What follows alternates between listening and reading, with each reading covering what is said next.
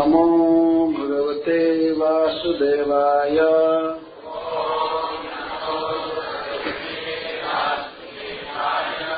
ओम नमो भगवते वासुदेवाय।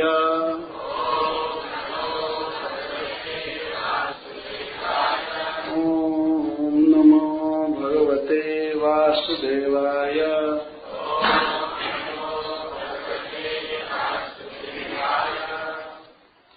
एवं साधारणं देहम् अव्यक्त प्रभवोदयम्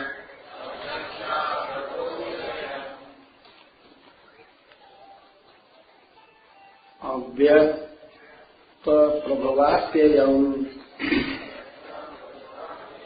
को विद्वान् आत्मसात् कृत्वा हन्ति जन्तुं हितेशतः। एवं इस प्रकार साधारण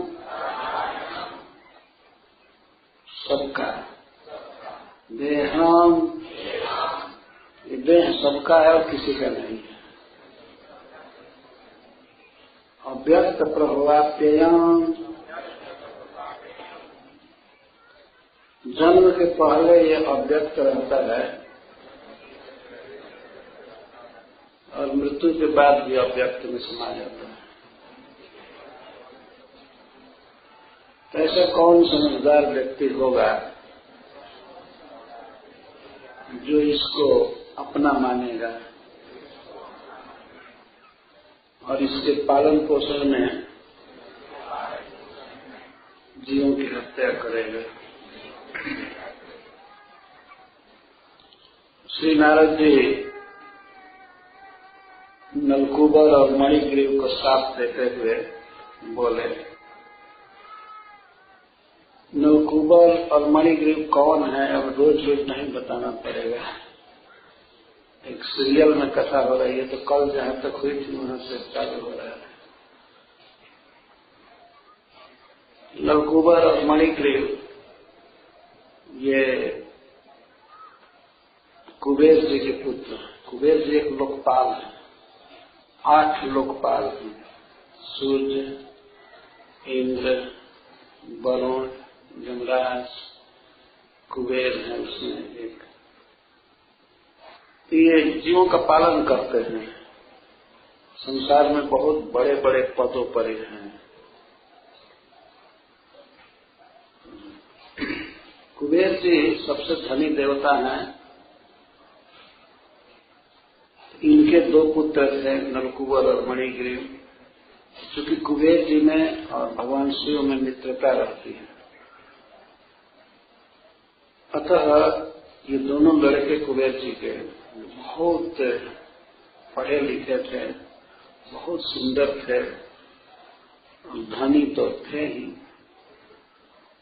तो जब इन्हें शिव जी का अनुचर होने का सौभाग्य मिला, ये बहुत तृप्त हो गए, घमंड में हो गए कि संसार के जो ईश्वर हैं उनके हम एसोसिएट हो गए, अनुचर हो गए।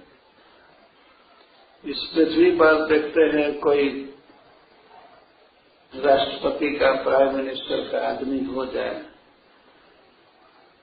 तो उसका भी पैर जमीन पर नहीं पड़ता है, कितना अपने को अभिमान में कर लेता है।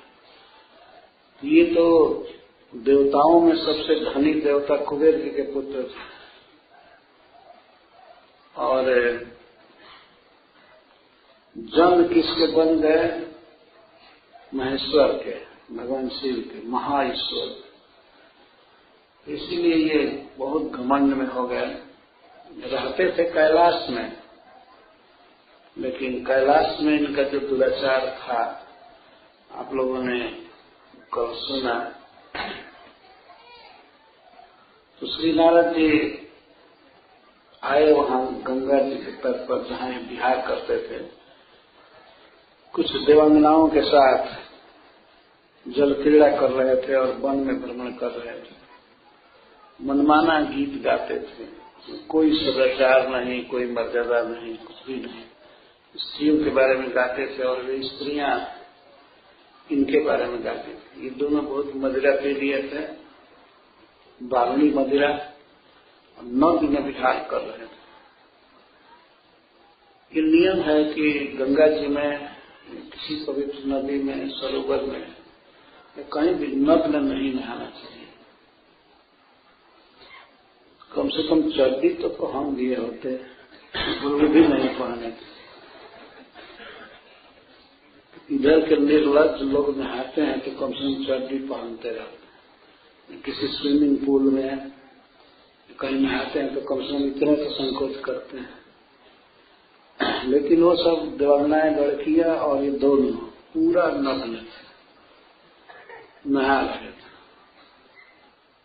देवता के समाज में, कैलाश में ये दशा है। देवों में श्रेष्ठ भगवान शिव के घर में ये हो रहा है। तो श्री नारद जी आए थे भगवान शिव का सत्संग करने के लिए। वहां से सोचे कि थोड़ा गंगा जी की शोभा देखें, वन में घूमे। तो जब वन में गए गंगा जी के तट पर, तो देखे ये सिनेमा हो रहा है। देखकर तो दंग हो गए। तो स्त्रियां तो नारद मुनि से डर गई कि साथ दे दे के हम भस्म हो जाएंगे। तो वे तुरंत जल से निकली। उनको लज्जा भी हुई कि एक साधु के सामने हम इस तरह से नग्न हैं। तो तुरंत अपना अपना साड़ी पहन ली, साड़ी को लपेट लिया, किसी तरह से अपनी लाज बचाया। और ये दोनों जल में खड़े रहे, ये नहीं पहने बस। दोनों बारणी मदिरा पी लिए थे। एक तो मत थे और दूसरा कारण था श्री मत से अंधे हो गए थे, धन के घमंड में अंधे थे। ये नारद जी का कुछ क्या नहीं किया। तो श्री नारद मुनि इनके हित के लिए इनका देव शरीर छुड़ा करके इनको वृक्ष जोनि में जाने का साथ दे रहे हैं। तो साथ देने के पहले कुछ प्रवचन किए हैं, जिसका कुछ अंश कल कहा गया था और शेष अंश आज कहा जाएगा। श्री नारद जी कहते हैं कि यह शरीर नाशवान है, चाहे देवता का शरीर हो चाहे मनुष्य का, सब अपने अनुसार नाशवान है। और थोड़ा ज्यादा दिन जीते हैं, मनुष्य कम दिन जीता है, लेकिन शरीर तो छोड़ना ही पड़ता है। ये कहे कल्प कथा का सारांश था कि ये शरीर वास्तव में किसी का नहीं है। ये देह कुछ दिन कोई कहता है कि मेरा है, कोई कहता है मेरा है। पिता कहता है कि हमने जन्म दिया है, हमारे बीज से जन्म लिया है इसलिए मेरा है। माँ कहती है कि मेरा है, कभी कभी नाना कहते हैं कि मेरा है। और कहीं नौकरी करे तो लोग कहेंगे कि हमारे स्टाफ है, हमारा है, हमारा है। कोई एम्प्लॉयर है, काम देता है तो कहता है कि मेरा शरीर है। और कोई इसको वेतन देकर खरीद लेता है तो कहता है मेरा है। पत्नी कहती है मेरा है, भाई कहता है मेरा है। वास्तव में शरीर साधारण है। साधारण का अर्थ होता है ये पब्लिक प्रॉपर्टी है। कोई कुछ दिन यूज किया, कोई कुछ दिन यूज किया, है ना। जो पब्लिक प्रॉपर्टी मतलब सरकार की है तो उसमें कोई भी खेलता है, कूदता है। इस तरह से एक व्यक्ति का ये शरीर है, ये निश्चित नहीं किया जा सकता है। नारद जी ये कहते हैं किसका शरीर कहा जाए? जो माँ जन्म दी है क्या उसका शरीर है? नहीं। पिता का शरीर है? नहीं। क्या पत्नी का शरीर है जो इस शरीर को खिलाती है, पिलाती है, सुख देती है, उसका है क्या? नहीं। अंत में शरीर किसके काम आएगा? अग्नि के काम में आएगा। अग्नि इसको अपनी लपटों में जला करके राख कर देगा। तो क्या अग्नि का है? क्या कुत्तों का है जो इसे चीख चीख कर खा जाएंगे, या गिद्ध का है, सियार का है? देखा जाए तो थोड़ा थोड़ा हक सबका है, किसी का एक्सक्लूसिव पूरा पूरा हक नहीं है इसको।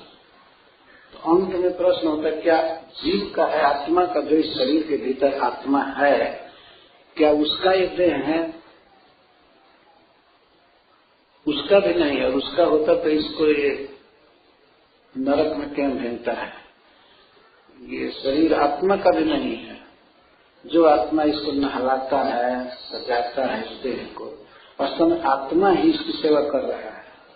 आत्मा शरीर में है तो चेतना है, तो इसको साबुन लगाना, धोना, कंघी करना, दातुन करना, कपड़े पर आयरन करना, मालिश करना, देह का ऐसा होता है। कौन करता है? आत्मा। जो आत्मा इस देह से परे है, लेकिन इसमें चेतना शक्ति का विस्तार करके इसकी सेवा करता है, सजाता है। तो क्या आत्मा का ही देह है? नहीं। आत्मा एक दिन इस शरीर को छोड़कर चला जाता है, ये शरीर भी छोड़ देता है आत्मा को। तो जो माया में बद्ध लोग हैं, उन लोगों को, जीव को शरीर छोड़ता है, शरीर ही छोड़कर गिर जाता है। वे शरीर को नहीं छोड़ना चाहते। जीवात्मा शरीर को नहीं छोड़ना चाहता है, क्योंकि शरीर जब रोगी होता है, बूढ़ा होने लगता है, तो बेचारा जीव चिंतित होता है कि इसको दवाई दें, इसको ठीक रखें। लेकिन अब तो गिरना चालू हो गया। भागवत में कहा गया है कि शरीर ही आत्मा को छोड़कर चला जाता है, गिर जाता है। अब बेचारा आत्मा लाचार होकर के क्या करे? अब जो गिर गया तो शरीर से दूसरे शरीर में जाता है। लेकिन जो उच्च कोटि के महात्मा होते हैं, वे शरीर छोड़ते हैं, शरीर को छोड़ देते हैं। लेकिन अन्य सबके लिए तो यही नियम है कि शरीर ही गिर जाता है, आत्मा नहीं छोड़ना चाहता है। कितना भी शरीर बूढ़ा हो जाए, 99 वर्ष का बूढ़ा हो जाए, फिर भी आत्मा सोचता है इसी में जीऊंगा, इसी में जीऊंगा, यही ठीक है।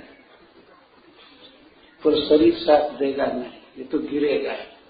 चाहे आत्मा लाख अटैच्ड हो इसमें, लेकिन शरीर छोड़ देगा। है ना? कौन जीवात्मा है जो शरीर को छोड़ना चाहता है? कोई नहीं। सभी चाहते हैं इसी में हम रहें, इसी में रहें, इसी में रहें।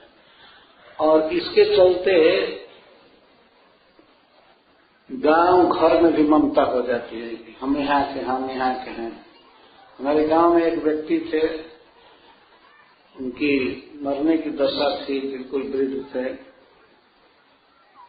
उनका दर्शन करने हम लोग गए थे, तो हमने कह दिया आपको चाहिए कि आप काशी जी जाएं, शरीर छोड़े, गंगा जी के तट। तो वो क्या कहते हैं, नहीं, सबसे बढ़िया अपन घर बा, सबका मुंह देख के मरब, ये ठीक है।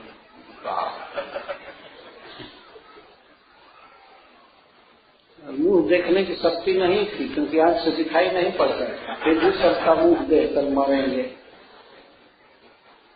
सब लोग रोएंगे तो इसको और ममता उमड़ेगी, नरक में जाएगा, लेकिन घर पर ही मरेंगे।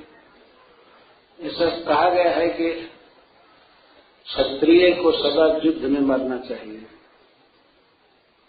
अगर वो बेड पर घर में मरता है तो नरक में जाता है। और ब्राह्मण को हमेशा तीर्थ में मरना चाहिए, भगवान के धाम में, भगवान की भक्ति करते हुए शरीर। घर पर मरना दुर्गति का कारण है। घर पर मरेंगे, भूत प्रेत होकर के जो जीवित रहेंगे उनको भी तंग करेंगे। भगवान के धाम में शरीर छूटता है तो मुक्ति हो जाती है। वैष्णवों के समाज में भगवान का नाम सुनते ही शरीर छोड़ते। लेकिन इस शरीर में इतनी ममता है, कोई भी व्यक्ति इसको छोड़ना नहीं चाहता, कोई भी।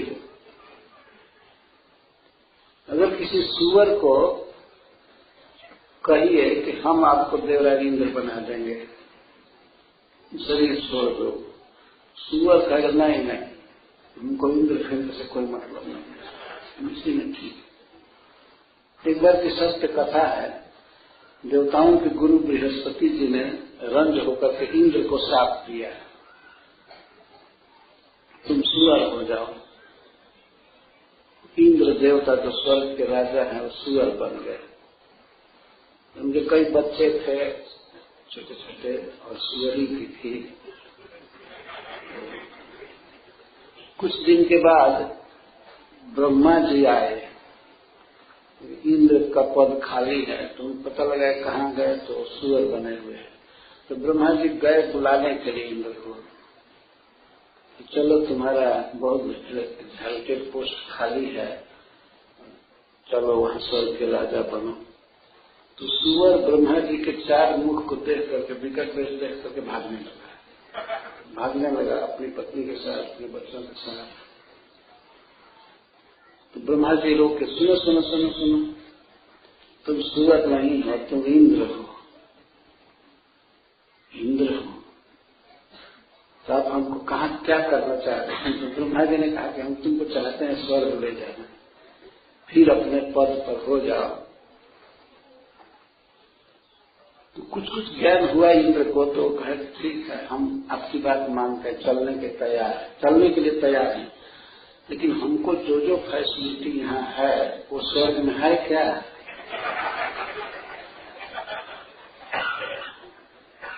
दो सुविधा चाहिए ना, पहले अकोमोडेशन चाहिए और इसके बाद फूड चाहिए, 2 तो पहले जरूरी है। ब्रह्मा जी से पूछे, साफ बोला है। उस सुअर बने हुए इंद्र बोले, हमारे लिए वहां घर है,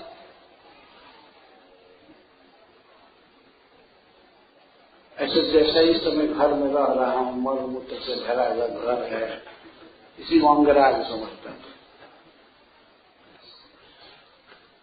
ऐसा खोभार मेरे लिए है, सुअर के घर को खोभार कहते हैं भोजपुरी में, खोभार। ऐसा घर है, तो तुम्हारे क्या ऐसा घर तो स्वर्ग में भी नहीं है। तब हम वहां जाकर के बिना घर के मरेंगे, हम नहीं जाएंगे। अच्छा ठीक है, घर भी नहीं है और हमारे भोजन की व्यवस्था है वहां, कैसा भोजन? हम जो इस समय खा रहे हैं वो चीज स्वर्ग में है? ब्रह्मा जी ने कहा नहीं, देवताओं के तो मल मूत्र होता ही नहीं है। जैसे वृक्ष खाता है लेकिन इसमें ये कभी टॉयलेट नहीं जाता है, पेड़ पौधा कभी जाते नहीं। देवताओं का शरीर तो ऐसे भी सूक्ष्म है, तो उनके शरीर में न मल है, न मूत्र है, न पसीना है, होता ही नहीं है। कोई ठोस चीज खाते भी नहीं है। अगर रोटी भात खाएं तो मल का सृजन हो, तो केवल अमृत पीते हैं, सारा शरीर में सेट हो जाता है। तब तो हम किसी हालत में नहीं जाएंगे, जब हमारा भोजन भी वहां नहीं है तब हम नहीं जाएंगे। नहीं ही गए, लेकिन अंत में श्री ब्रह्मा जी उनको दिखाए कि किस तरह से इंद्र हैं, इंद्र पद पर रहते हैं, तब जाकर के राजी हुए। जिस शरीर में आदमी रह रहा है उसी शरीर में ममता रहती है। कोई आज किसी को कहे कि आप ये शरीर छोड़ दीजिए, मैं काट देता हूं आपके शरीर को और मैं आपको आज ही प्राइम मिनिस्टर बना देता हूं, तो कहने की इसी शरीर से बनाओ, इस शरीर को छुड़ा करके नहीं। शरीर इतना प्रिय है। हमारे यहाँ एक बहुत छोटी जाति होती है मनुष्य में, जिनको मुसहर कहते हैं। तो उनके घर में कोई बच्चा कुछ गलती करता है तो उसकी माँ कहती है, दादी कहती है, कितना अच्छा परिवार में जन्म मिला है, अगर गलती करोगे तो भगवान ब्राह्मण में जन्म दे देंगे, नहाते नहाते मर जाओगे।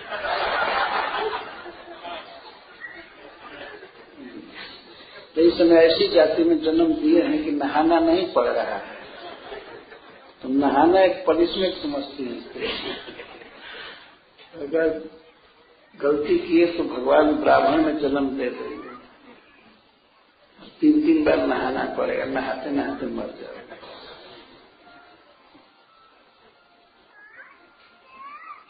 ये बात हमारे घर की माता जी अभी कहती थी कि वो लोग ऐसा बोलती, हमने तो नहीं सुना है। तो जिस शरीर में जो व्यक्ति है वही अच्छा लगता है, दूसरे शरीर में जाना नहीं चाहता, कोई भी शरीर। और ये शरीर है किसका? किसी का नहीं, आत्मा का भी नहीं है। जब जीवात्मा शरीर में ही रह रहा है, बल्कि शरीर को ही मैं कहता है। मेरा शरीर ये कहा जाए तो कुछ ठीक भी है, लेकिन मैं ही शरीर हूं तो अज्ञान की सीमा हो गई। शरीर को ही मैं मान लेता है, परंतु फिर भी आत्मा का यह शरीर नहीं है।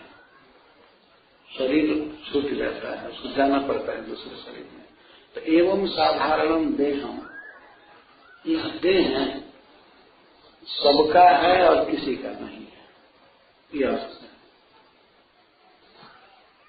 अव्यक्त प्रभुवाप्ययम, अव्यक्त से इसका जन्म हुआ है और अव्यक्त में समा जाएगा। शरीर बनने से पहले पता नहीं रहता है कि शरीर कहाँ है, कुछ पता नहीं रहता है। शरीर छूटने के बाद भी शरीर के जितने एलिमेंट हैं, भूमि, जल, अग्नि, वायु, ये सब अव्यक्त में समा जाएगा। शरीर कुछ काल तक रहता है, उसके बाद भूमि में समा जाता है।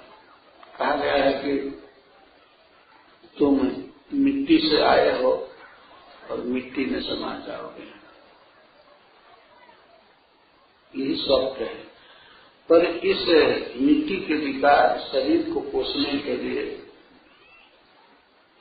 बहुत लोग जीव हत्या करते हैं, जीवों की हत्या करके उनका मांस खाते हैं। इसी को नारद जी कहते हैं, को विद्वान आत्मसात कृत्वा हंति जंतुम रीते सतः, रीते असतः। अत्यंत दुष्ट नीच व्यक्ति को छोड़ करके कौन ऐसा विद्वान होगा जो इस शरीर के लिए जीवों की हत्या करेगा? कोई नहीं। इसका अर्थ है कोई नहीं। यदि विद्वान है, समझदार है, इस टेम्पररी शरीर के लिए वो दूसरे जीवों को दुख नहीं देगा, जी लेगा। भगवान की जो व्यवस्था है खाने पीने की, पहनने की, उसी से जी लेगा, लेकिन जीवों की हत्या नहीं करेगा। को विद्वान आत्मसात कृत्वा, कौन ऐसा विद्वान है जो इस शरीर को अपना मानेगा और अपना मान करके इसके मेंटेनेंस के लिए जीवों का मांस खाएगा? कोई नहीं। रीते असतः, लेकिन कौन लोग मांस खाएंगे, कौन जीवों की हत्या करेंगे? जो असतः, जो असत हैं। असत का अर्थ प्रभुपाद जी बारंबार अनुवाद किए, रसकल। रसकल है, दुष्ट हैं, गिरे हुए पापी हैं, वही लोग जीवों की हत्या करते हैं और मांस खाते हैं। इस शरीर के लिए पाप नहीं करना। असतः श्री मदान्धस्य दारिद्र्यम परमंजनम आत्मोपमेन सर्वत्र दरिद्र परमीक्षते। इस श्रीमद् भागवत का श्लोक है सब। संस्कृत भाषा पूर्ण भाषा है, लेकिन धीरे धीरे हम लोग संस्कृत छोड़ते जा रहे हैं। लेकिन ये ठीक नहीं है। जो हमारा वैदिक ज्ञान है वो संस्कृत भाषा में है, परफेक्ट ज्ञान। तो संस्कृत भाषा यदि मैं पढ़ रहा हूं तो आप लोगों को घबराना नहीं चाहिए, किसी को जो नहीं जानते। ये श्रद्धा रखनी चाहिए कि हमारे वेद का, वैदिक ग्रंथ का श्लोक है। जब श्रील प्रभुपाद जी सबसे पहले अमेरिका गए तो प्रवचन करते थे, तो प्रवचन में कभी कभी भगवत गीता के श्लोक को बोलने लगते थे। हमारे गुरु भाई हंसदूत महाराज हमसे मिले थे, कहे कि जब प्रभुपाद जी शुरू में संस्कृत बोलते थे, गीता का श्लोक कोट करते थे, तो अंग्रेजी में बोलते थे तो समझ में आती थी बात। अब जब संस्कृत बोलते थे तो ऑफ हो जाता था, उस समय कुछ समझ नहीं आता था कि क्या बोल रहे हैं। संस्कृत नहीं समझ में आता था, लेकिन इतनी श्रद्धा थी कि ये भगवत गीता से बोल रहे हैं, श्रद्धा थी। बाद में धीरे धीरे हम लोग समझने लगे।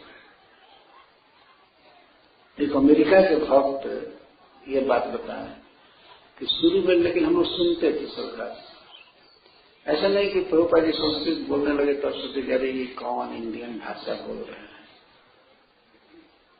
धीरज रखना चाहिए, धैर्य से सारी बातें समझ में आने लगती हैं। और कुछ भाषा, कुछ शब्द तो व्यक्ति समझ ही लेता है। जैसे विद्वान, विद्वान का अर्थ होता है लर्नेड पर्सन, जो जानता है उसको विद्वान कहते हैं। धीरे धीरे ये बातें समझ में आ सकती हैं। ये परदेशी भाषा नहीं है। परदेशी भाषा ऐसा फ्रेंच वगैरह है। ये आत्मा की भाषा है संस्कृत, और देव भाषा है। देवता लोग संस्कृत ही बोलते हैं, और हमारे पूर्वज जितने भी सब संस्कृत में ही ग्रंथ लिख के बोलते थे। संस्कृत ही अपभ्रंश में हिंदी हो गई है, या ब्रजभाषा, भोजपुरी, मैथिली, मगही, बंगाली, संस्कृत ही रूपांतरित होकर के हुई है। तो इसीलिए मैं ये कह रहा हूं कि अगर संस्कृत के श्लोक बोला जा रहा है तो परम श्रद्धा से सुनना चाहिए, फिर उसके अर्थ भी किए जाते हैं। यदि हम लोग मूल को छोड़ते जाएंगे तो एक दिन पूरा छूट जाएगा। इसलिए मूल को पकड़ना चाहिए। नारद जी कहते हैं कि असतः श्री मदान्धस्य दारिद्र्यम परम अंजनम। जो व्यक्ति धन के घमंड में बहुत उदंड हो गया है, बिगड़ गया है, मांस खाता है, शराब पीता है, व्यभिचार करता है, ऐसे व्यक्ति के लिए दारिद्र्यम परमम अंजनम, उसको गरीब बना देना, उसको दरिद्र बना देना है, उसके आंख को खोलने के लिए श्रेष्ठ अंजन है। जैसे अंजन लगाने से आंख में दृष्टि आ जाती है, देखने की शक्ति आ जाती है, वैसे ही जब व्यक्ति को गरीब बना दिया जाता है तब गरीब बनने पर तब वो देखने लगता है। आत्मोपमेन, अपने समान सबको देखने लगता है। आत्मोपमेन भूतानी दरिद्र परम इच्छा है। गरीब व्यक्ति अपने सुख दुख के समान दूसरे के सुख दुख को समझने लगता है। लेकिन धन है, धन के अभिमान में है, तो वो दूसरे जीवों के कष्ट को नहीं समझ पाता है। जैसे किसी पशु को कसाई खाना में मारा जाए तो उसके दुख को ये लोग नहीं देख पाते हैं, धनी व्यक्ति। पशु को भोजन चाहिए, भोजन चाहिए मांस, पशु का खून चाहिए, मदिरा चाहिए पीने के लिए, और अपने इंद्रिय सुख के लिए विवाह के नियम को तोड़ करके व्यभिचार चाहिए, विषयगमन चाहिए। पर ऐसे व्यक्ति को एक दरिद्र बना दिया जाए, तब वो दूसरे के दुख को समझेगा। आत्मोपमेन भूतानी दरिद्र परम इच्छते, इच्छते मन देखता है। जो दुष्ट व्यक्ति है, धन के मद में अंधा हो गया है, उसकी आंखों को खोलने के लिए श्रेष्ठ अंजन है उसको दरिद्र बना देना। तब आंख खुल जाती है।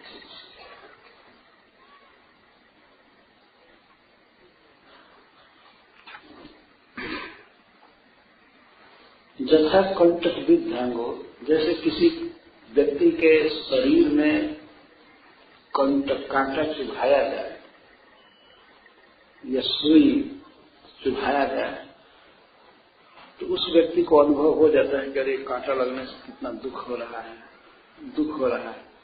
तो वही कांटा या वही सुई किसी दूसरे को चुभाया जाए तो उसका मुख विकृत होगा, वो हाय हाय करेगा, रोएगा।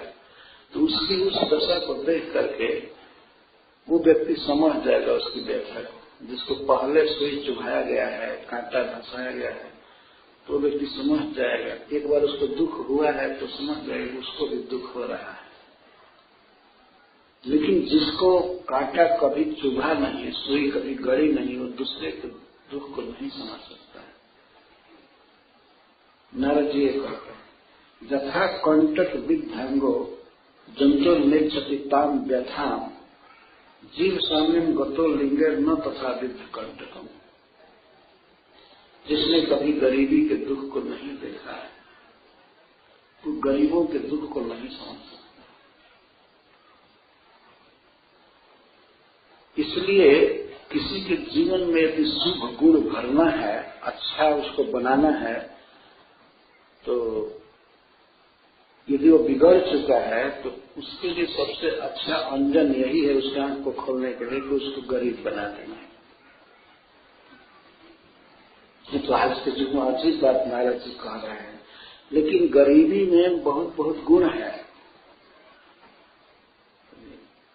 दरिद्र निर्हस्तंभ, दरिद्र में घमंड नहीं होता है। घमंड क्या करेगा?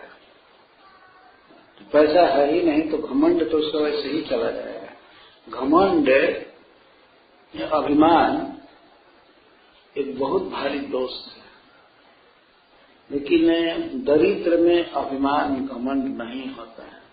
निर्हस्तंभ, मुक्त सर्व मदय रिहा, और समस्त मद से मुक्त हो जाता है। मद कहते हैं अभिमान की कई वस्तुएं हैं, जैसे सुंदर शरीर, शरीर की सुंदरता है, इसका किसी किसी व्यक्ति को मद होता है कि मैं बहुत सुंदर हूं। यौवन का मद, जवानी का मद, और विद्या का मद, मैं बहुत पढ़ा लिखा हूं, और पद का मद, मैं बहुत बड़े पोजीशन पर हूं। इन सब के कारण व्यक्ति मौत में अंधा हो जाता है।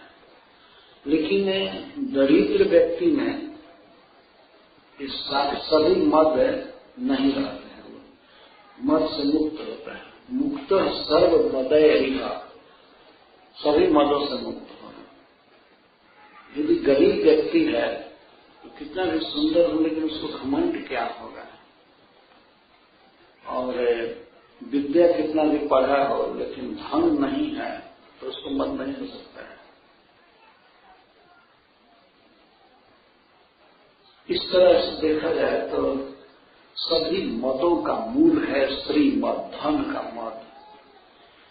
तो नारद जी कहते हैं कि दरिद्र निर्हंस संभो मुक्त सर्व मदय रिहा, सभी मदों से मुक्त हो जाता है। कृष्ण जतिक्षात्मति तभी तस्य परमम तप, और दैव के विधान के अनुसार उसको गरीबी में जो दुख होता है, खाने को कम मिलता है, पहनने को ठीक नहीं मिलता है, रहने को सब कुछ, तो जो अपने आप उसको कष्ट होता है, उसके लिए यही सबसे बड़ा तपस्या है।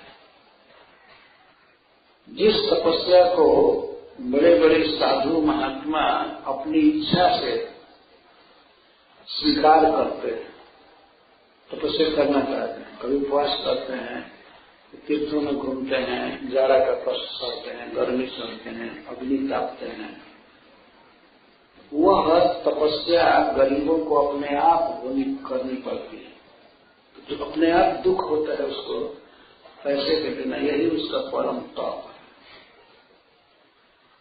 अलग से तपस्या नहीं करनी पड़ती है। अच्छा, सर्व मद से मुक्त रहा, मद होगा नहीं और तपस्या भी होगा तो तपस्वी भी हो गया। गुण है गरीबी में। निश्चित ही उनके लिए गरीबी बहुत जरूरी है जो धन के अभिमान में बिल्कुल फूले हुए हैं। यही उसका परम तप। नित्यम छुच्छान देहस्य, नित्य भूख लगी रहती है, हंगरी रहता है, भूखा रहता है, तो इसके कारण शरीर छाम हो जाता है। छाम का अर्थ है छीन। जब अच्छा अच्छा खाने को नहीं मिलता है तो शरीर छीन हो जाता है नित्य ही।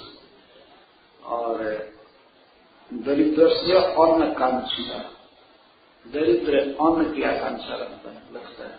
अन्न कांक्षा का एक अर्थ है उसे केवल भोजन की इच्छा होती है। दरिद्र व्यक्ति बहुत बहुत मनोरथ नहीं करता है, ज्यादा से ज्यादा काम बढ़ता है, उसका इच्छा बढ़ती है तो कहीं भोजन मिल जाता है, बस उतनी ही इच्छा रहती है। लेकिन धनी व्यक्ति को कितनी कितनी महत्वाकांक्षा होती है, क्या क्या चाहता है। अगर धनी है, कार बहुत बेटर है, तो धन के अभिमान में सोचे इससे भी बेटर कार चाहिए, नया मॉडल चाहिए और वाहन चाहिए। और जमीन पर रेंगने वाली कार से संतोष नहीं है तो अपने लिए हेलीकॉप्टर चाहिए या अपना विमान चाहिए। और इसी कार में चलता हुआ व्यक्ति कभी कभी कह देता है बड़ा ही खराब रास्ता है, बड़ा खराब बात, इसलिए बोलता है कि उसके पास पैसा है, उसे विमान पर चढ़ने की सुविधा है, लेकिन उसके लिए ऐसी कार भी बेकार है। जितना धन बढ़ता है उतनी इच्छाएं बढ़ती है, और जितनी इच्छाएं बढ़ती हैं उतना ही जीव को जलना पड़ता है। भगवान कहते हैं काम जो है इच्छा वो एक अग्नि के समान है, दुष्पूरेण नलेन च, गीता में बोलते हैं कि यह काम है, ये इच्छा दुष्पूर अग्नि है। अग्नि में कितना भी ईंधन डालिए, आहुति डालिए, लेकिन अग्नि तृप्त नहीं होगा, और जलाता जाएगा। यदि पूरे संसार के काष्ठ को डाला जाए, सूखे काष्ठ को, तो अग्नि ये नहीं कि बुझ जाएगा, उसको जलाना और चालू कर देगा। जितना बड़ा ईंधन होगा उतनी ही ज्यादा अग्नि उसमें पकड़ेगा, और जितनी अग्नि लगेगी उतना ही उसमें आंच लगेगी, आंच होगी। इस तरह जिस व्यक्ति में जितना ही इच्छा है, ये चाहिए वो चाहिए, वो उतना ही जल रहा है, तो कभी सुखी नहीं रह सकता है। तो पूछा गया नारद जी से, तो क्या दरिद्र सुखी है? तो बोले हाँ, उसके अपेक्षा सुखी है। सुखी तो इस संसार में कोई नहीं है। सुखी कौन है? सुखी तुलसीदास जी एक पद लिखते हैं कि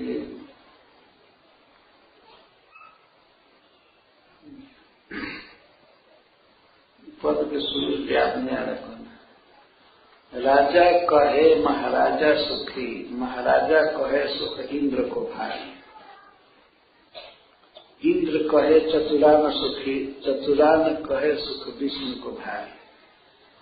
एक साधारण राजा कहता है कि हमसे ज्यादा सुखी महाराजा है, बड़ा राजा, और महाराजा कहता है कि हमको क्या सुख है, सब सुख इंद्र को है। इंद्र से पूछा जाता है आप सुखी है? तो नहीं, हमको कोई सुख नहीं, सुख तो ब्रह्मा जी को है, चतुरानंद को। चतुरानंद से पूछा गया आप सुखी है? तो नहीं, हमको कोई सुख नहीं, सुख भगवान विष्णु को है। लेकिन तुलसीदास विचार कहे हरि भजन बिना सब जीव दुखारी। तुलसीदास जी कहते हैं मैं बिल्कुल विचार करके ठोस कह रहा हूं कि बिना हरि के भजन के सब दुखी है। सुख है तो भगवान के भजन में है। हरे कृष्णा कृष्णा कृष्णा हरे हरे, हरे राम राम राम हरे हरे। वैसे कह देते हैं कि सब ठीक है, तो किसी से पूछिए क्या समाचार है, तो सूत्र बोल देगा कि सब ठीक है, और व्याख्या जब करेगा तो अनेक दुख बताएगा। एक बार कह देगा हाँ सब ठीक है, ठीक है, और इसके बाद ये दुख वो दुख, ये दुख वो दुख, कोई सुखी नहीं है। सुखी वह व्यक्ति है जो भगवान का नाम जपता है, भगवान को प्रणाम करता है, भगवान का प्रसाद खाता है, भगवान का कीर्तन करता है, भगवान के बारे में पढ़ता है, वो सुखी है। लेकिन भोगों के जो आवेश में है, उसका ये चीज की कमी है, इसको मंगाए, इसको कमी है, इसको मंगाए, इसको कमी है, ये मंगाए। कमी कभी पूरी नहीं होगी, शरीर पूरा हो जाएगा, लेकिन कामना का अंत कभी नहीं होगा, काम लगा ही रहेगा। कुछ लोग तो इस पृथ्वी के सुख से संतुष्ट नहीं है, तो वो चंद्रमा पर जाना चाहते हैं। चंद्रमा पर जाने का मनोरथ करते करते कितने लोग मर कर चले गए। दूसरे लोग कहते हम वहां पर स्थायी रहने की का बंदोबस्त कर रहे हैं। उसे चीटर है वास्तव में, जो कहते हैं लेकिन आप नहीं रहेंगे, आपके लड़के का लड़का उसका लड़का होगा तो वो रहेगा, और तब तक हमको आप कई मिलियन डॉलर दीजिए वो जमीन प्लॉटिंग करने के लिए। तो कितने मूर्ख ऐसे पैसे दे देते हैं, और साथ कहते हैं कि आप नहीं रह पाएंगे, आपका पुत्र भी नहीं रह पाएगा। हो सकता है आपके पुत्र का पुत्र रह जाए, मतलब इतना देर लगेगा, तब तक हम लोग व्यवस्था कर रहे हैं। तो जो पैसा लिया है वो भी मारेगा, जो पैसा दिया है वो भी मारेगा। कौन लेने आ रहा है? चंद्रमा पर जाएंगे। श्री प्रभुपाद जी कहते हैं कभी चंद्रमा पर नहीं गए हैं, न जा सकते हैं। श्री प्रभुपाद जी का लेख अभी वर्तमान में एक किताब निकली है जिसमें अमेरिका के एक व्यक्ति ने सिद्ध किया है कि ये लोग चंद्रमा पर नहीं गए। कई कारण बताए, तो उसमें एक कारण मैं पढ़ा। तो एक कहते हैं कि हम चंद्रमा पर गए थे और वहां झंडा गाड़ करके आए और फोटो लिए, गाड़ करके झंडा से फोटो लिए, दिखाते हैं। तो पहले बयान दिए हैं कि चंद्रमा पर हवा नहीं है, लेकिन वो व्यक्ति तर्क दिया कि हवा नहीं है तो झंडा लहरा क्यों रहा है हवा में। तो बात है कि इस पृथ्वी पर ही कहीं झंडा गाड़ करके उसका फोटो लिए, वीडियो बनाए और आकर के कहते हैं कि हम चंद्रमा पर झंडा गाड़े। कौन देखते गया कि तुम वास्तव में गाड़ करके आए और नहीं गाड़ करके आए? लेकिन मनुष्य इतना बोका जीव है, इतना हाँ चंद्रमा पर चले गए, चंद्रमा पर चले गए, यहाँ चले गए, तो चले गए तो रह क्यों नहीं रहा है? क्यों नहीं रह रहा है? स्वयं बताता है कि वहां जीवन संभव नहीं है, फिर भी लोग जाने के लिए तैयार है। जीवन संभव नहीं है। जब जीवन संभव ही नहीं तो वहां जाकर क्या करेंगे? मरने के लिए जाएंगे? जब सोचिए क्यों जाएंगे? यहाँ तो जीवन संभव है, सब जगह हवा है, पानी है, खेल रहे हैं, खा रहे हैं, गा रहे हैं, यहाँ तो संभव है ना।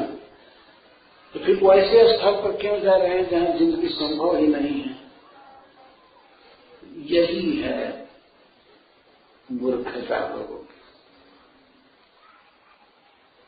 तो यहाँ के जीवन से संतुष्ट नहीं, चंद्रमा पर जाएंगे जहाँ जी ही नहीं सकता है आदमी। आशा लगे क्यों? धन है, ठीक है, कई मिलियन मांग रहा है, 10-20 मिलियन दे देते हैं, क्योंकि बिलियन और डॉलर फल पड़ा हुआ है, तो 2-4 मिलियन देने में क्या है, दे दो। हो सकता है बाई चांस रहने को मिले, हमको नहीं, हमारे परिवार को, एक का है तो किसी को मिलने। एक व्यक्ति एक बार जबरदस्ती स्वर्ग भेजा जा रहा था। विश्वामित्र का चेला था, विश्वामित्र मुनि का, उसका नाम था त्रिशंकु, राजा हरिश्चंद्र का पिता। वो कहा कि हम स्वर्ग जाना चाहते हैं, तो उसको उन्होंने जबरदस्ती इधर से भेजा। तो देवता लोग, जो देवताओं के लोक में गया तो देवता लोग लेकर गेट आउट, इधर प्रवेश नहीं है। तो वो बेचारा इधर से विश्वामित्र जी खेले, उधर से देवता गिराए, और आज भी लटका हुआ है त्रिशंकु, जिसके लार से लार गिरा तो उससे कलमनाशा नदी निकली है, तो भागवत में कथा है। तो कोई एक व्यक्ति जबरदस्ती वहां जा नहीं सकता, बहुत भारी क्वालिफिकेशन चाहिए। इसी संसार में देखिए, कोई फ्रांस जाना चाहता है, इंग्लैंड, अमेरिका, तो उसके लिए वीजा चाहिए ना। कोई कहे नहीं हम जाएंगे, तो उसको जाना देंगे वो लोग। इसी पृथ्वी पर एक देश से दूसरे देश में नहीं जा सकते बिना वीजा के, और स्वर्ग में, चंद्रलोक में ये अपने आप विमान उड़ा करके चले जाएगा। विमान ये तो दिखाई पड़ता है कि यहाँ से अदृश्य हुआ, लेकिन जब चंद्रमा को उतारने की बात आती है तो पृथ्वी पर ही कहीं उतार करके फोटो लेकर का यहाँ चंद्रमा पर उतर, ये धोखेबाजी नहीं जा सकती। कहने का आशय है कि अपने इस जिंदगी से संतुष्ट रहना चाहिए, न तो बहुत कामना करे कि हम ऐसा भवन बनाएंगे, ऐसा विमान खरीदेंगे, ये करेंगे, वो करेंगे, ये करेंगे। मनोरथ पूरा ही नहीं हुआ तब तक जमराज का वारंट आ जाता है, तो दूसरे शरीर से मनोरथ कीजिए। एक बार जमराज के दूत आए एक व्यक्ति को देने के लिए, तो बड़ा उद्विग्न हुआ, क्रोध किया देवराज के दूतों पर। तुम लोगों को कोई शिष्टाचार मालूम है? ऐसे ही आ गए, बिना नोटिस दिए ही आ गए। नोटिस देना चाहिए न, पहले कई काम है उसको संचार हुए, वो बेचारे चले गए, उसको नहीं पकड़े। इसके बाद आए बहुत दिनों के बाद, जब व्यक्ति बिल्कुल विपरीत हो गया है, तो लोग आए, फिर आ गए, नोटिस नहीं दिया, ऐसे ही आ गए। तो उन्होंने कहा कि कितना नोटिस दिया, लेकिन तुम नोटिस पर केयर नहीं किए ना। जब तुम्हारा बाल पकना चालू हुआ तो एक नोटिस नहीं था, एक नोटिस था ना। जब तुम्हारे पैर में दर्द होने लगा घुटना में, तो ये भी एक नोटिस था। लेकिन नोटिस तो तुम सब कूड़ा में फेंकते जाते हो, विचार नहीं किए। जब तुम्हारे आंखों की ज्योति कम पड़ने लगी, कान से सुनाई कम पड़ने लगा, तो ये सब नोटिस ही था। लेकिन नोटिस पर तुम ध्यान कहाँ दे रहे हो? तो अरेस्ट करके ले गए। नोटिस है ईश्वर के द्वारा, लेकिन आदमी अंधा होता है, वो ध्यान नहीं देता।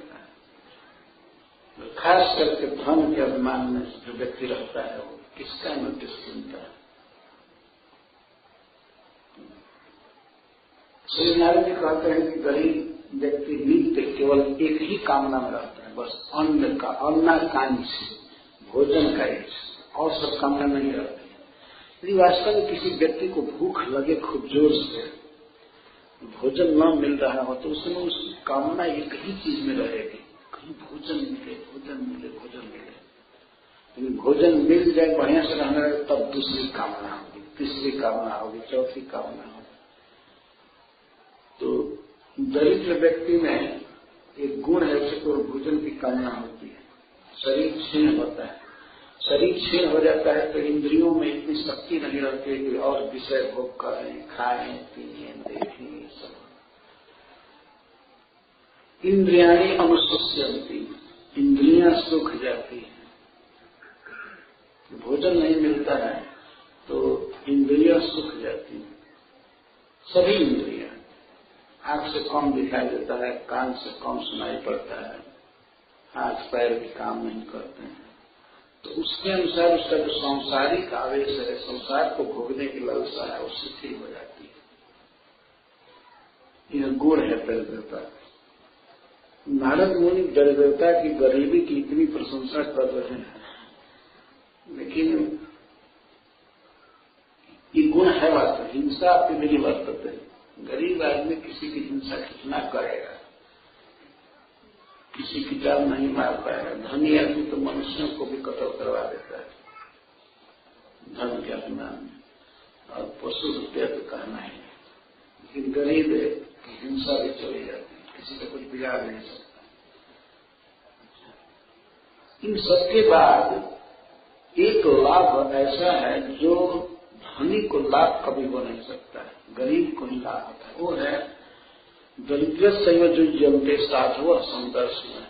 भगवान के भक्त जो सबको समान दृष्टि से देखते साधु है, तो ऐसे साधु लोग, वैष्णव लोग गरीब के पास ही जाते हैं। नारद जी ये कहते दरिद्रस्य एवं युजंती साधव समदर्शन। क्योंकि सच्चा साधु भोगों की कामना नहीं करता है, तो ऐसे व्यक्ति के पास जाना चाहता है, भगवान की चर्चा करना चाहता है, जो उसकी बात को सुन सके। और धनी व्यक्ति के पास आप कैसे जाएंगे? धनी व्यक्ति तो दरवाजे के पास ही लिख करके रखा है, be aware of dogs, no admission. आना है तो फोन करके पहले अपॉइंटमेंट लो, ऐसा कहते हैं ना, सब जगह है।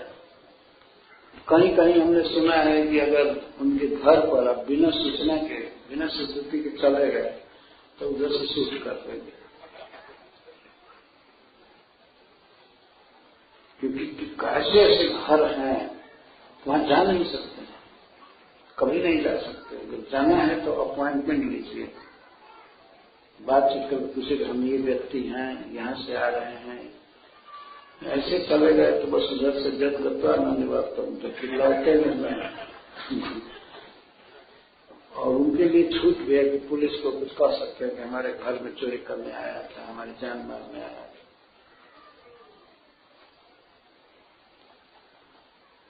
हमसे कुछ भक्तों ने बताया इस बात को, कहीं कहीं नियम है कि अब नहीं जा सकते हैं बिना कुछ। तो साधु लोग भी किसके पास जाते हैं? दरिद्रस्य एवं, दरिद्र के पास ही जाते हैं।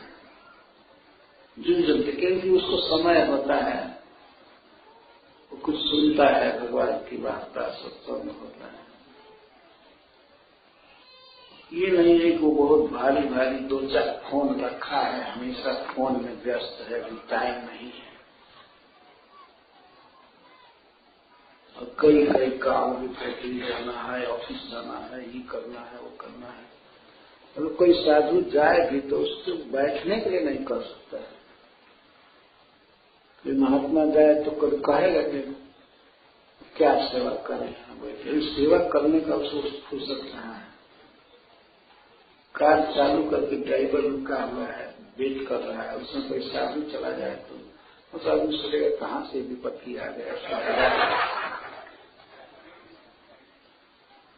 बोले देखते नहीं हो, कार तैयार है, कहीं जाना है और आ गए इस समय, पहले क्यों नहीं फोन किए? एक बार हम दिल्ली में थे, एक भक्त के साथ लाइव मेंबर बनाने गए। एक घर में वो चला गया, मैं मुख्य नहीं था लाइव मेंबर बनाने वाला, उसके साथ गया तो जाकर के बेल बजाया, बाहर बेल बजाया तो उधर से पुरुष निकला, क्या बात है? हमें इस कारण से आए हैं। इस कारण से आए, कुछ दरवाजा बंद कर दिया, दरवाजा बंद कर दिया। लेकिन वो भी भक्त बहुत जीवी था, बार बार बेल बजाया। हमने तो कहा कि चलिए चलिए, इतना बड़ा स्वागत हुआ फिर भी कई बार घंटी बजाया तो फिर खोल करके दरवाजा, अरे हरामी, तुम कभी ज्ञान नहीं हुआ, तुम इस तरह से डिस्टर्ब कर रहे हो। फिर बंद करके चला गया, फिर भी एक बजाता रहा, बजाता रहा। तब उसकी पत्नी आई, वो नहीं आया, पत्नी आई। आप लोग क्यों बार बार डिस्टर्ब करते हैं? वो थोड़ा क्रोधी स्वभाव के हैं, आप लोग इस तरह डिस्टर्ब मत कीजिए। तो भक्त बड़ा चतुर था, अरे माता जी, हम आपके लिए भिक्षुक बनकर आए, भीख मांगने आए, इतना क्यों उद्योग भक्ति? हम अपना घर थोड़े लूट करके ले जाएंगे, कुछ बात कहना चाहते हो तो सुनना चाहिए। तो माता जी क्या कहती है, अरे अब आप ज्यादा बात करेंगे तो पीटना चालू कर देंगे, आपसे हाथ जोड़ते हैं, आप जाइए जाइए जाइए। तब वो बहुत तंत्र में चला गया, बाप ये तो धनी लोगों का स्वभाव है। किसी गरीब के दरवाजे पर जाए कोई साधु, वो तो अपना भाग्य मानेगा, आई आई क्या सेवा करो, सेवा करने की शक्ति नहीं है लेकिन भाव तो रहता है, देखा गया है। इसलिए नारद जी कहते हैं कि दरिद्रस्य एवं युञ्जन्ति साधवः संदर्शिनः, संदर्शी साधु महात्मा लोग दरिद्र के पास ही जाते हैं। और सभी क्षीरोति तम तरसम,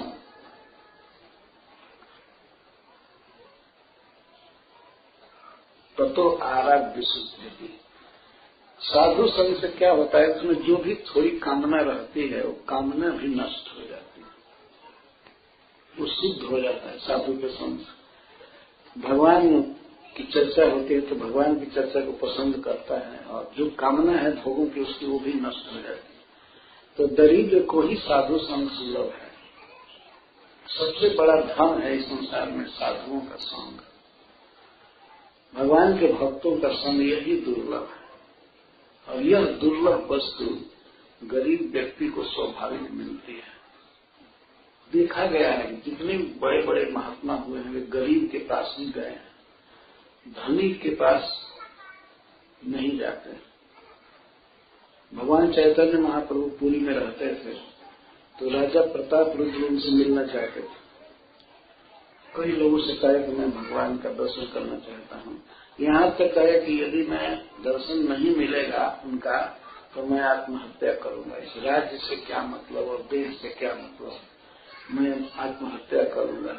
फिर भी चैतन्य महाप्रभु ने स्वीकार नहीं किया। उन्होंने कहा कि राजा से भेंट करना वेश्या से भेंट करने के समान। राजा से भेंट होगा, परिचय होगा और मान लीजिए 2-4 लाख रुपया देते तो रुपया तो फंसाएगा और माया है। इसीलिए विरक्त व्यक्ति को चाहिए कि राजा से भेंट न करे। हमारे चैतन्य हम लोग नहीं भेंट किए, कई बार लोग कहे, लेकिन रथ यात्रा के दिन ये उद्यान में रुके हुए थे। महाराज प्रताप रुद्र को अवसर मिला और सार्वभौम भट्टाचार्य ने कहा, रामानंद राय ने कहा कि आप पब्लिक ड्रेस में, राजा के ड्रेस में नहीं, पब्लिक ड्रेस में जाइए और गोपी गीत गाते हुए जाइए। चैतन्य महाप्रभु ऐसे लेटे हुए थे कि गोपी गीत गाते हुए गए। गोपी गीत पूरा गाए और 9वां श्लोक चैतन्य महाप्रभु लगे कि हमें कौन है इतना बड़ा दाता, इतना बड़ा दान कर रहा है। तव कथा मृतम तप्त जीवन कभी भी नीडितम कर्म साथ, इस ऋण से मैं मुक्त नहीं हो पाऊंगा। जो इस दान को दिया इसका मैं आलिंगन करना चाहता हूँ। मेरे पास आलिंगन के अलावा और कोई धन नहीं है, मैं भिखमंगा सन्यासी हूँ, मेरे पास 1 पैसा भी नहीं है। इस दान का बदला मैं क्या चुकाऊंगा, मैं ऋणी हूँ तुम्हारा। यह कह करके महाराज प्रताप रुद्र का आलिंगन किया। तो राजा को इस तरह सौभाग्य दिए, लेकिन बाहर रूप से भगवान इतना तड़प भड़क कर रहे थे कि मैं राजा से कभी नहीं मिलूंगा, कभी नहीं मिलूंगा। और आंख बंद किए नाटक करते थे महाप्रभु का। जानते थे कि महाराज प्रताप रुद्र हैं तो भगवान है सर्वज्ञ चैतन्य महाप्रभु, तो इस तरह उन्होंने आलिंगन किया। लेकिन बारंबार पहले कहा गया तो चैतन्य महाप्रभु कहते थे कि ठीक है राजा हैं, भक्त हैं, सब है, लेकिन ये कहीं बहुत खराबी है कि नाम राजा है। ये कहीं बहुत बड़ा दोष है कि नाम राजा है, राजा से बहुत डर लगता है। अगर राजा रंज हुआ तो क्या करेगा, कोई चीज में खुश हुआ तो माया की चीज देख करके फंसा देगा, साधु भजन से गिर जाएगा। इसलिए दोनों हालत में राजा से भेंट करना चाहिए। तो साधु लोग गरीब के पास ही जाते हैं, धनी व्यक्ति से डरते हैं, काला जमराज की तरह। ये नारद जी का विचार है। नारद जी का विचार परफेक्ट विचार है। तो दरिद्र से जो जनते साधु समदर्शन सभी छियो तम दर्शन, भक्तों के द्वारा, साधुओं के द्वारा उसकी वासना नष्ट हो जाती है। साधु नाम संचिता का मुकुंद चाहिए उपेक्षा की धनस्तंभ है और सदरी रसदास है। एक प्रश्न होता है कि साधु लोग धनी लोगों से क्यों नहीं भेंट करते हैं।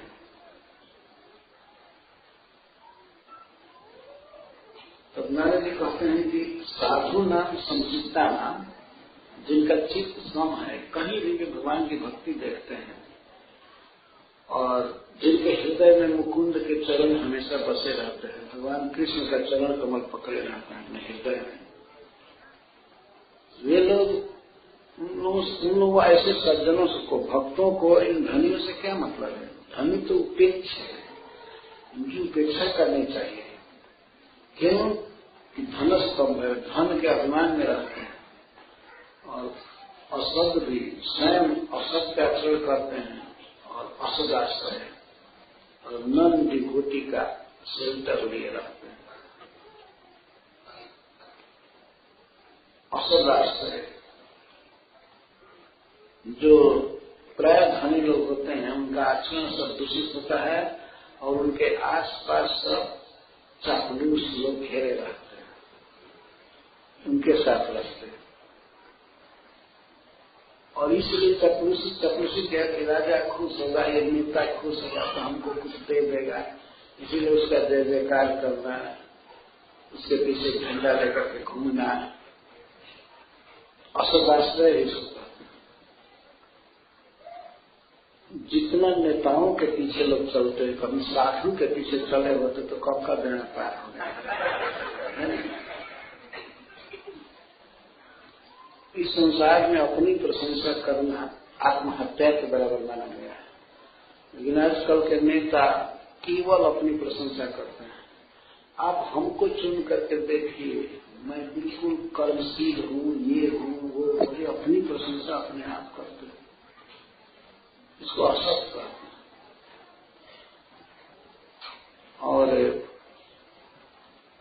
बड़े बड़े धनी लोग तो नेताओं को भी खरीदे रखते हैं, उनको भी अपने पैकेट में रखते हैं, सब देखा गया है। तो धनी व्यक्ति यदि धन के अभिमान में हुआ तो बड़ा खतरनाक व्यक्ति है। अगर भक्त हो गया तो धन का उपयोग करेगा, लेकिन भक्त नहीं हुआ तो अपना और दूसरों का विनाश करेगा। इंद्रियां वश में नहीं, असद भी असदाश्रय। तब हम ईश्वर के नारे जी कहते हैं अहम, मैं, इस कारण से इन दोनों कुबेर के पुत्रों का हित करूंगा। मदिरा पी करके मत हैं और श्री मद से अंधे हैं, इनका मैं तमो मदम हरिष्यामि, इनका अज्ञान का जो घमंड है, अभिमान है, मैं हर लूंगा। क्योंकि ये दोनों स्त्रैण हैं।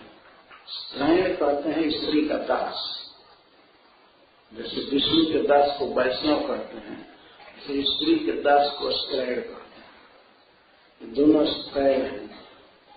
स्त्री को प्रसन्न करना, उनका गीत गाना और स्त्री संग को ही जीवन का सर्वोच्च लक्ष्य समझना, इसको स्त्रैण कहते हैं। हमेशा स्त्री में रक्षा पड़ता है। अजितात्मा, ये अनेबुल है अपने इंद्रियों को कंट्रोल करने में, अपनी इंद्रियों को कंट्रोल नहीं कर सकते। तो इनके लिए मैं सोच लिया हूं कि इनको कौन सा शरीर दिया जाए इनके हित के लिए। यदिमो लोकपालस्य पुत्र भूत्वा तमः भूतम्, यद्यपि ये लोकपाल के पुत्र हैं, कुबेर जी के पुत्र हैं, फिर भी अज्ञान में डूब गए हैं। यही सबसे बड़ा अज्ञान है, ये समझना कि हम शराब पिएंगे, मांस खाएंगे और स्त्री संग करेंगे, यही बस जीवन है, इसके अलावा कुछ जीवन नहीं है। यह है तमोगुण। इतना तमोगुण है, इतना अज्ञान में है कि न विवासम आत्मान विषानीत सुदूर मदो, ये भी नहीं जान रहे हैं कि हम नग्न हैं। विवासम, बिना वस्त्र के हैं, बिना दास के हैं, ये भी इनको ध्यान नहीं। इतना भूले हैं मदिरा पी करके, स्त्री के संग में है, हमको देख करके भी ये लज्जा नहीं किए, ये अपने आप को बिल्कुल भूले हुए हैं। सुदूर मतलब अत्यंत अभिमानी है। अतो अर्हत स्थावरता श्यातम नैवंत जातम, अतः ये वृक्ष होने योग्य हैं, वृक्ष होने योग्य हैं। अतो स्थावरता अर्हत, वृक्ष होने योग्य हैं, पेड़ होने योग्य हैं, जिससे कि इस प्रकार की मति अज्ञान फिर इनमें न आए।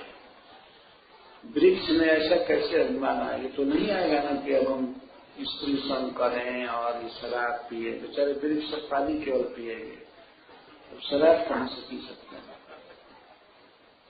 जिससे ऐसा पुनः न बन सके, इसके लिए शरीर जरूरी है। कृपा करके नारद जी व्यवस्था कर रहे हैं, साथ दे रहे हैं। उनका हित इसी में है कि ये देवता न रहे, ये अब वृक्ष बन जाए।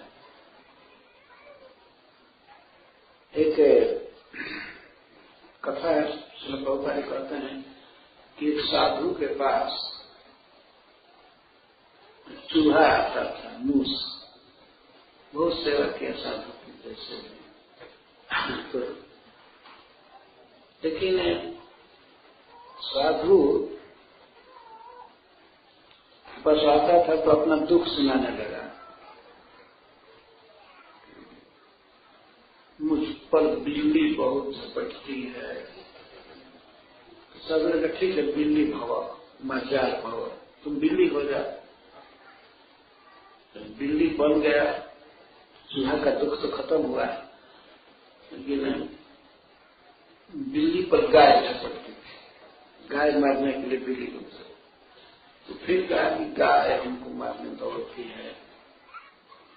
तो महात्मा ने कहा ठीक है गौ भव, फिर गौ हो जाओ। गाय हो गया, गाय हो गया। उसके बाद गाय पर बाघ झपटने लगा। तो कहा कि ये गाय बना हूं तो बड़ा दुख है, बाघ झपटता है, खाना चाहता है। तो महात्मा ने कह दिया ठीक है व्याघ्रो भव, बाघ बन जाओ, टाइगर हो जाओ। टाइगर बन गया। जब टाइगर बन गया तो एक दो दिन के बाद उस साधु पर ही झपटना चाहे, उनको खा जाओ। जब ही खाना चाहे तब ही महात्मा ने कहा पुनर्मूषिको भव, फिर मूस बन जाओ। तो फिर चूहा के चूहा बाघ बना दिए थे, लेकिन पुनर्मूषिको भव, फिर चूहा हो जाओ। चूहा हो गया तो अब बस शांत हो गया। देवता बनकर के, मनुष्य बनकर के इतना उत्पात, भोग, वैभव, क्या क्या। और फिर जब वृक्ष बनेंगे तो अब क्या करेंगे? कौन शराब की बोतल मिलेगी पीने के लिए? कौन स्त्री का सुख उनको मिलेगा? क्या गाएंगे, क्या नाचेंगे? वृक्ष में खड़ा है, ठंडा पड़े चाहे गर्मी हो, हवा लगे, सहना पड़ेगा। नारद जी ने उनके कुत्सित विचार को और आश्रय को खत्म किया वृक्ष बनाकर।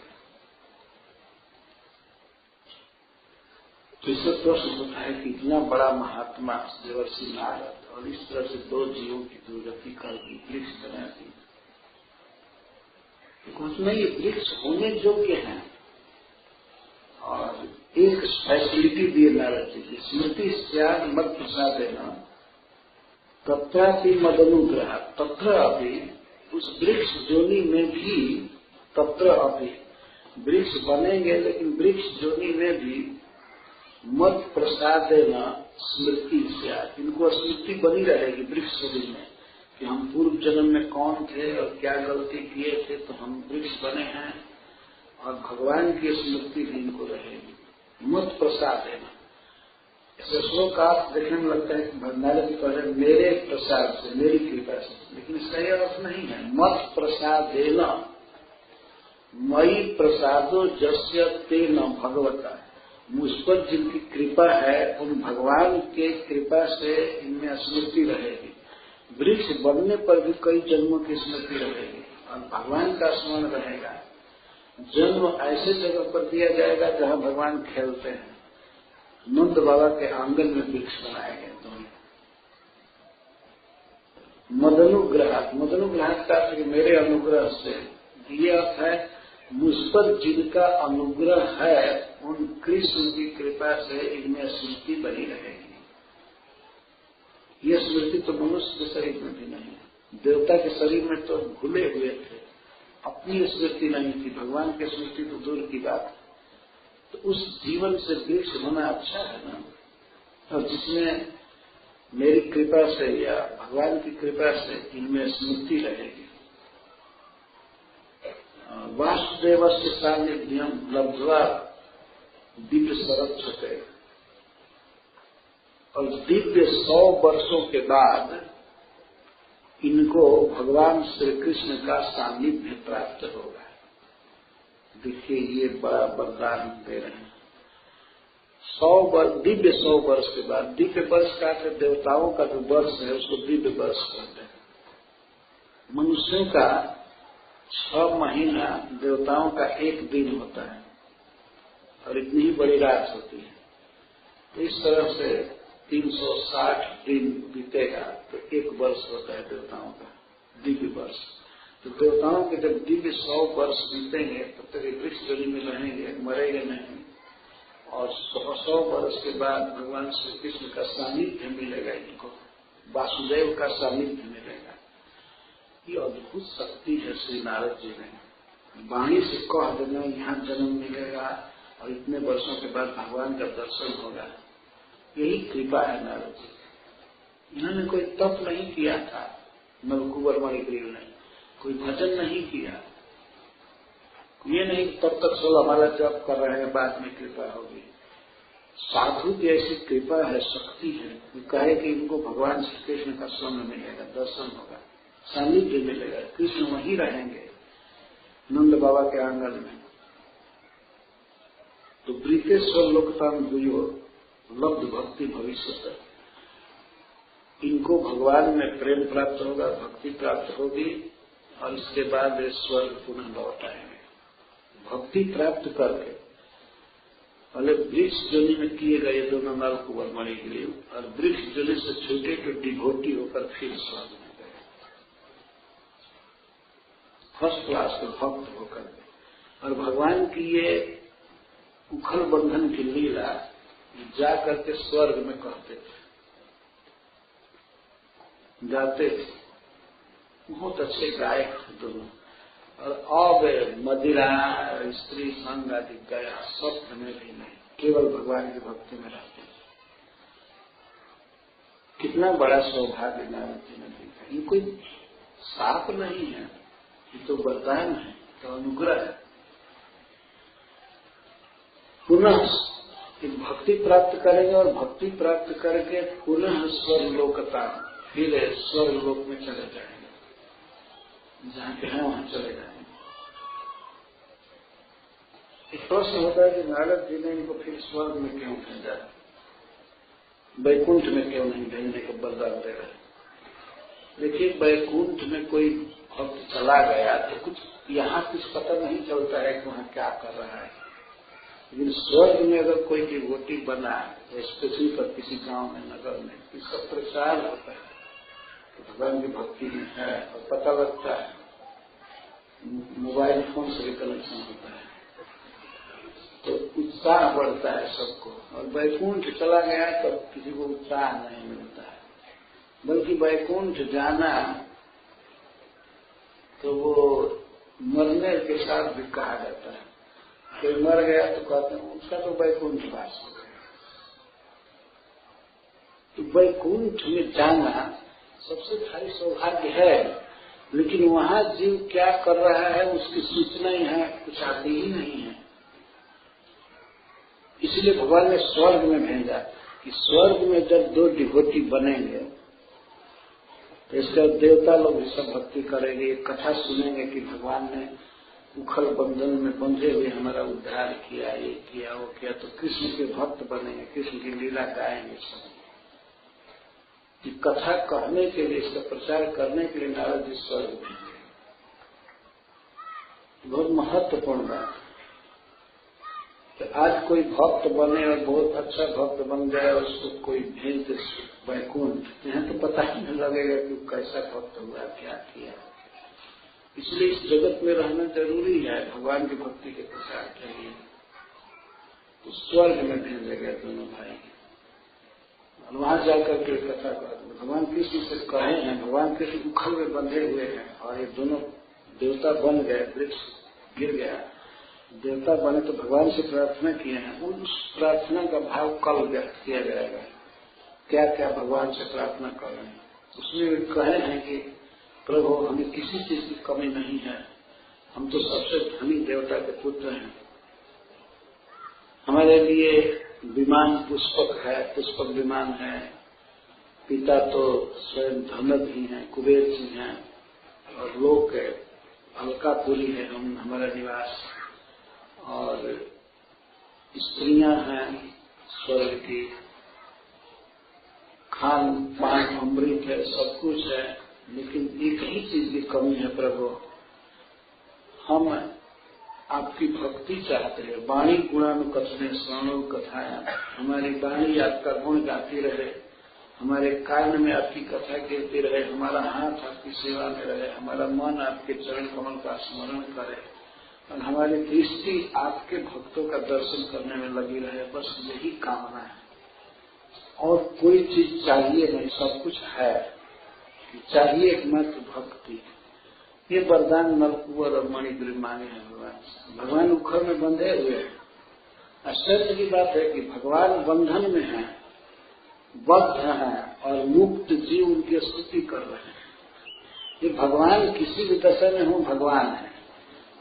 भगवान उखड़ में बंधे हैं, परवश दशा है, यहाँ तक घसीट रहे हैं उखड़, फिर भी देवता उनको प्रणाम कर रहे हैं। आजकल के मनुष्य भगवान कृष्ण की कुछ लीलाएं पढ़कर नाक भाव से कोरते हैं, ये कैसे भगवान है, ये कैसे भगवान है। और वो भगवान तो बदमाशी किए हैं, उखड़ में बांधा गया है, फिर भी देवता उनको प्रणाम कर रहे हैं। मटका फोड़े थे, इस अपराध में माता यशोदा ने बांधा था उनको, पर फिर भी देवता बारंबार उनके चरणों में प्रणाम कर रहे हैं, उनकी महिमा गा रहे हैं। बहुत लंबी स्तुति है, पर उस स्तुति के सार भाग को संक्षेप में मैं प्रस्तुत करूंगा कल। और परसों भगवान उखड़ से मुक्त कर दिया जाएगा। उखड़ बंधन जो लगा था उसे खोल दिया जाएगा। भगवान की कुछ लीलाओं का वर्णन होगा।